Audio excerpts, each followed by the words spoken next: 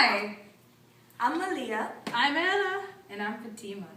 And this is our Book 20 project day. Presentation for day. Yep. Love it. I miss you, Norman. Odysseus is still a beggar because he cannot yet reveal that he is the Odysseus after all. You know, the suitors would probably kill him. Please give me food. I am not Odysseus. Scarecrow archetype, anyone? Anyway, he's placed to sleep in the hallway.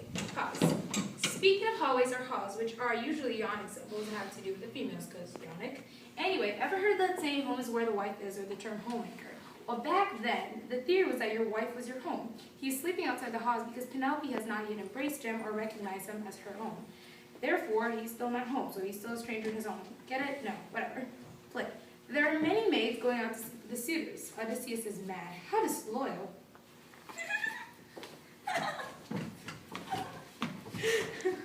I mean, Ugh, stupid maid going out to sleep with the suitors. It's not like I've been sleeping with every other beautiful woman I'm seeing.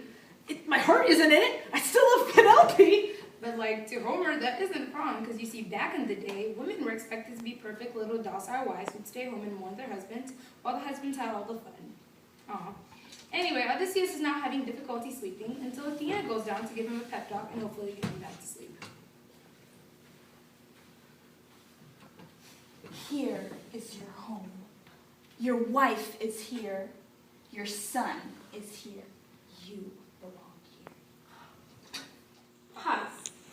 What is it with women's uncanny ability to make man forget his troubles in this book? Also, great mother archetype, anyone? And Odysseus is, like it or not, still a baby. He cannot get over his petty fears without mommy's help. When speaking of fears, Odysseus reacts just like a child in his edible stage would when he sees this full of maids. He is jealous and vindictive, just as a child is jealous and vindictive when he sees his mother and father. Son, that is. As a result of being away from his family for so long, he has regressed into the pubertal stages. Odysseus is battling with his id, which is telling him to just go out there and kill everything because he's mad. So you can clearly see the id-ego struggle since he is having trouble sleeping. The id communicates through dreams, so that's why Odysseus is having trouble sleeping. He is having trouble suppressing id desires. So Athena steps in like a good mother and acts as a superego, and she soothes him and helps him fall asleep. The end, happy ever after, kind of like Zeke and Hogan. Anyway, Penelope is in the other room crying and mourning her husband in the next room, as any good wife should do, and is wishing for death. Oh, Artemis, shoot me so I can die and join Odysseus in the underworld. Ah! Pause. That just has feminist criticism all over it. Penelope is being portrayed as a damsel in distress who can't defend herself without the help of her dear husband. Anyway, in fact, she's wishing for death, and in her suicidal thoughts, she mentions a story. Pause. Not going to get too into it, but Aphrodite, Athena, Hera, and Artemis, all female, care and provide for these kids as mothers. Of course, they're female because females are the nurturing kind ones. And then wish for them to get married, which according to Freud is a child's ultimate goal. So ultimately, they wish for them to grow and become adults. Not a big deal, huh? But the gods can't even change fate. And they ultimately die as it was fated to happen, despite Zeus trying to intervene. See, even the gods aren't all powerful. Kind of like our government with that checks and balances system, although who checks fate? I don't know. Also, Penelope is mourning while Odysseus is sleeping, which is an allusion to his in charge room. She's being tormented and he's sleeping with other women. Anyway, why can Athena help her out too? Probably because Odysseus is a man. This is also a contrast between the two worlds, as women are often seen worrying and stressing over the house, and men are just chilling. And if you have ever heard of the Twilight series, which you should have, you can compare Penelope to Bella in the New Moon book. Anyway, resume. So Penelope falls asleep and dreams that her husband will come home. She wakes up, doesn't believe it. I dreamt that Odysseus came In back. Homer's world, women are dumb and clueless. Long story short, she starts mourning her husband again. Anyway, in the morning, Odysseus gets up and prays to Zeus, because, you know, he's a god and all. Please, show me a sign. Show me a sign. Do I belong here or not? So he does the whole, show me a sign thingy, like we all do sometimes. Like, hey, if I'm supposed to do this godforsaken English presentation, send me a sign. But anyway, Zeus hears his prayer and sends a thunderbolt his way, because he's Zeus, he can do that. A maid who is making food, okay, I know this has become a regular occurrence, but keep in mind that anytime the story feels the need to involve itself with a female character, she's always doing household chores. Anyway, she sees this lightning bolt and interprets it as a sign that the suitors are leaving, so she would not have to worry about making so much for them. Does this finally mean that Odysseus will come back? And that the suitors will be gone? That they will die? Yes! waiting ever. As suitors, they are taking, just as a man takes from the woman. There wasn't an equal balance in the relationship back then. Also, animals in time. Suitors as leeches, anybody? Annoying little beast right there. Anyway, she wishes for the deaths like every other person, except maybe those disloyal mates. But don't worry, the time of death will come. Telemaco's clear eye as a god wakes up, put on his sandals underneath his smooth feet, calls over his nurse, dressing and getting his lance. Nurse! Yes. What's up, baby? Pause. Telemaco's clear eye as a god, and Adam and Eve of the fruit, it is said that their eyes are open. Sandals would symbolize experienced courage. It demonstrates Telemaco's psychoanalytical development from child to man. He is like Adam and Eve in the garden, stepping out of the innocent that once blinded him and seeing the world for the first time. Telemachus left the yonic hall, or his childhood, or even his mother's bosom. Bosom, to be in someone's bosom, is to... Him leaving the hall symbolizes him leaving his childhood and mother behind. The lance is a symbol of manhood and also a phallic symbol that would symbolize he finally grew a pair and went out into the world as a man. He needs his father to compete with him so he can finally become a man. He asks her if the guest, Odysseus, has been well taken care of, and if his mother have been behaving.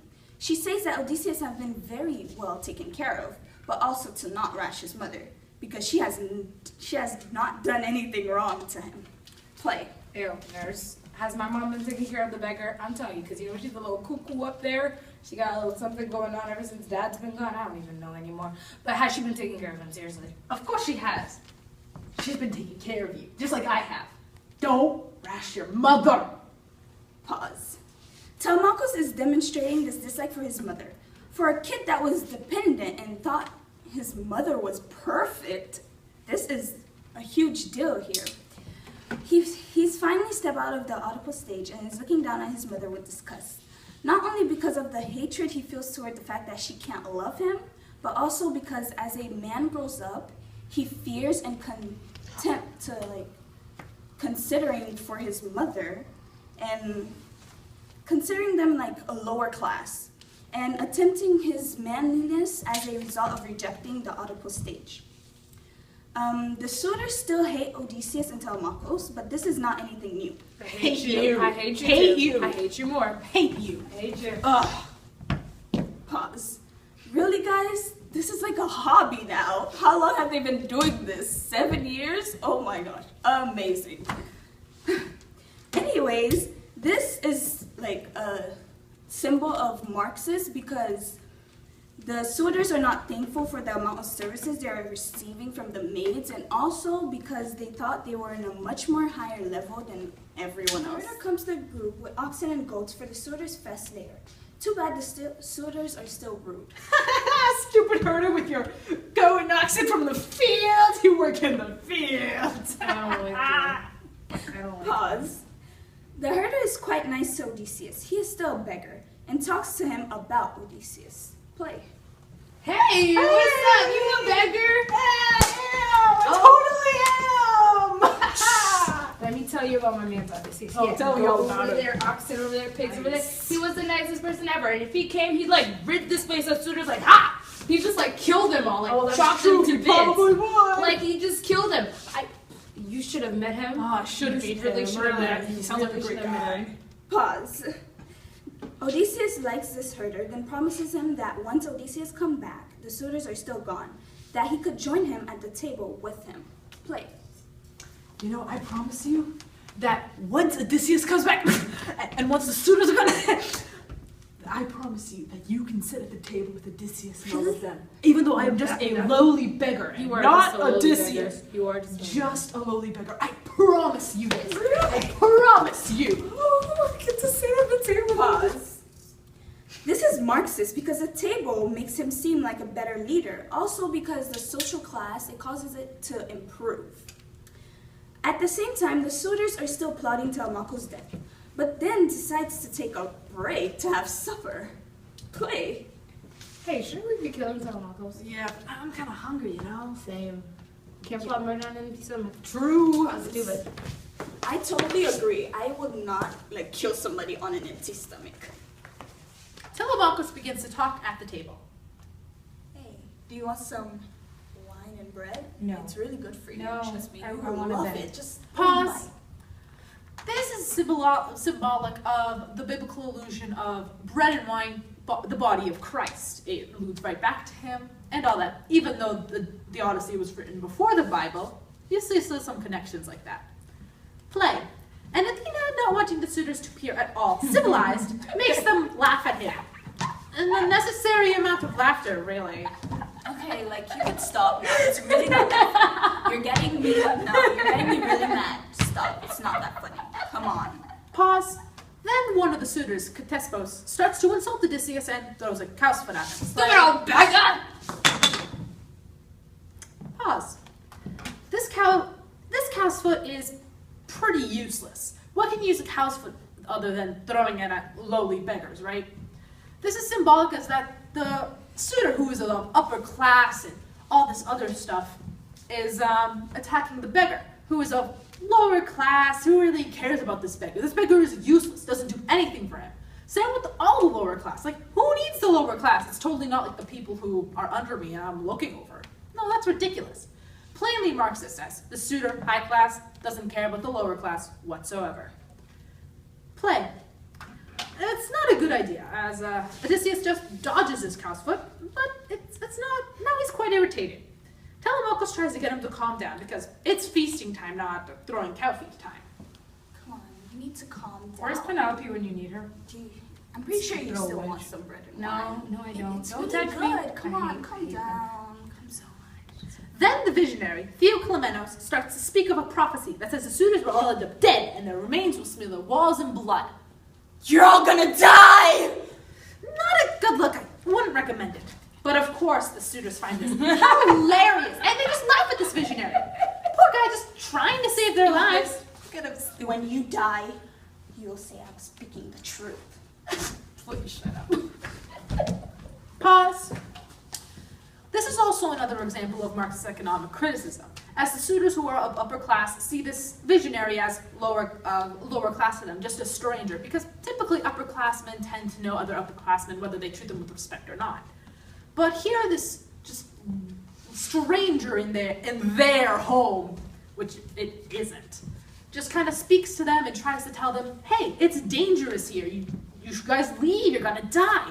But of course, them also divine intervention here, as Athena's making them laugh really hard and not take a thing out of what Theoclymenos is saying. They just laugh and laugh, not listening, because who cares what the lower class thinks, right? I'm upper class, I can do what I want. This is also an example to, if you're going to connect it to your real life, like when your mother tries to tell you something and you don't want to listen to her, you just laugh at her or just ignore her or whatever, because really, who cares?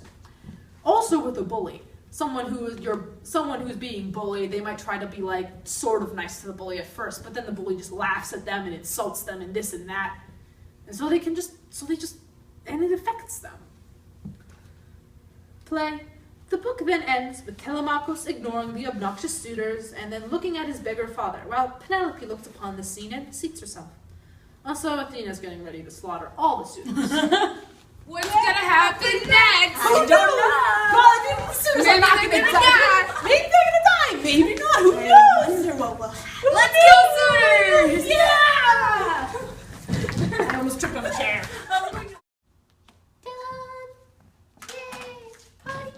Praise the Lord. I'm not even gonna watch that. Yeah.